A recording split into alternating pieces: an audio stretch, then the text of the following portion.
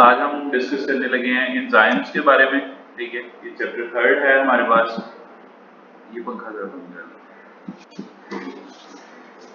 अब एंजाइम्स क्या होते हैं, सबसे पहले उसकी डेफिनेशन के एंजाइम्स आर ग्लोबुलर प्रोटीन्स हैं।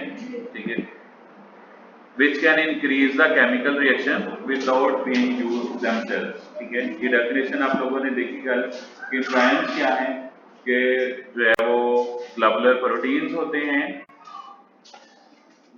जिनको आप जो है वो क्या किस लिए इस्तेमाल करते हैं, अपनी केमिकल रिएक्शन को इंक्रीज करने के लिए, और ये खुद इस्तेमाल नहीं होते। ठीक है, अब हम सबस्ट्रेट के बारे में बात करेंगे कि सबस्ट्रेट क्या होता है। सबस्ट्रेट कोई भी सब्सटेंस है, ठीक है, जिसके साथ जो एंजाइम के साथ आके जुड़ता है। ठीक है, और एंजाइम क्या करता है, उसको कैटालाइज करता है, और कैटालाइज करने के बाद उसको किस में तब्दील कर देता है, प्रोडक्ट में तब्दील कर देता है। कलर चेंज कर ले थोड़ा सा, ये ना काफी रंग कर है।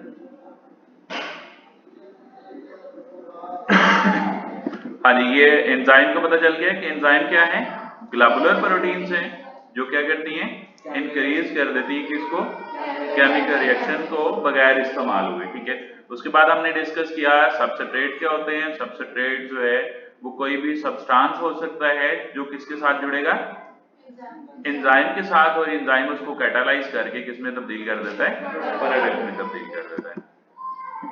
Next active site. Active site क्या होती है, एक्टिव साइट जो है वो लोकेशन है, ठीक है, जहां पर सबस्ट्रेट आके अटैच होता है एंजाइम के साथ। ठीक है, और एंजाइम फिर उसको वहां से कैटालाइज कर देता है।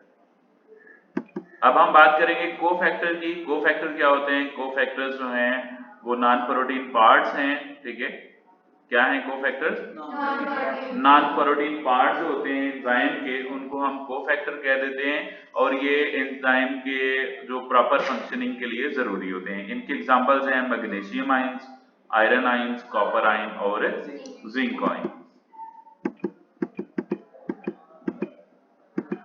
नेक्स्ट है difference between prosthetic group and को एंजाइम। ठीक है, प्रोस्थेटिक ग्रुप क्या होता है और को एंजाइम क्या होता है।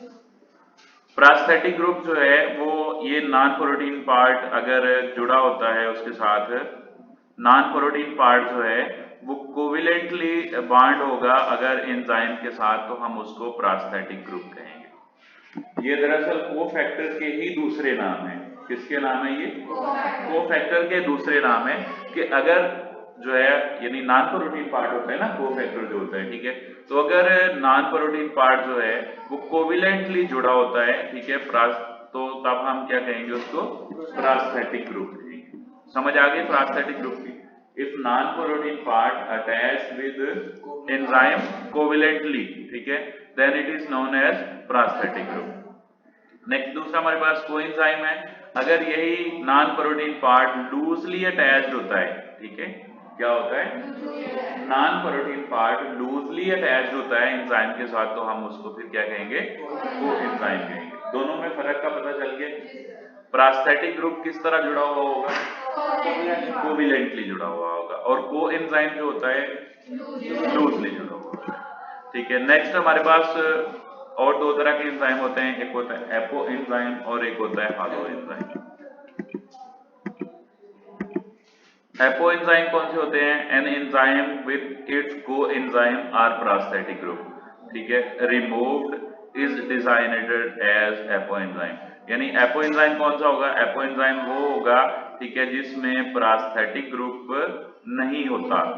एपो एंजाइम कौन सा होता है, जिसमें प्रोस्थेटिक ग्रुप नहीं होता। यानी अगर आप प्रोस्थेटिक ग्रुप या कोएंजाइम को एंजाइम के में से रिलीज कर देते हैं, उसको रिमूव कर देते हैं, तो तभी कौन सा एंजाइम होगा, वो एपो एंजाइम होगा। ठीक है, दूसरा हमारे पास होता है हालो एंजाइम।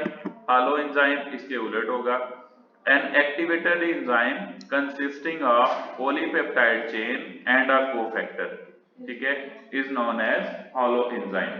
यानी hollow enzyme में क्या होता है कि वो प्रोस्थेटिक ग्रुप या कोफैक्टर जुड़ा हुआ होता है, तो वो hollow enzyme है। अगर आप वही प्रोस्थेटिक ग्रुप या कोफैक्टर उतार देते हैं, तो तभी आपके पास क्या होगा, अब एपो एंजाइम होगा। समझ आ गई, एपो एंजाइम कौन सा होता है, रिमूव होता है। ठीक है और जिसके साथ जुड़ा होता है वो हॉलो एंजाइम होता है। ठीक है, समझ आ गई इसकी यहाँ तक?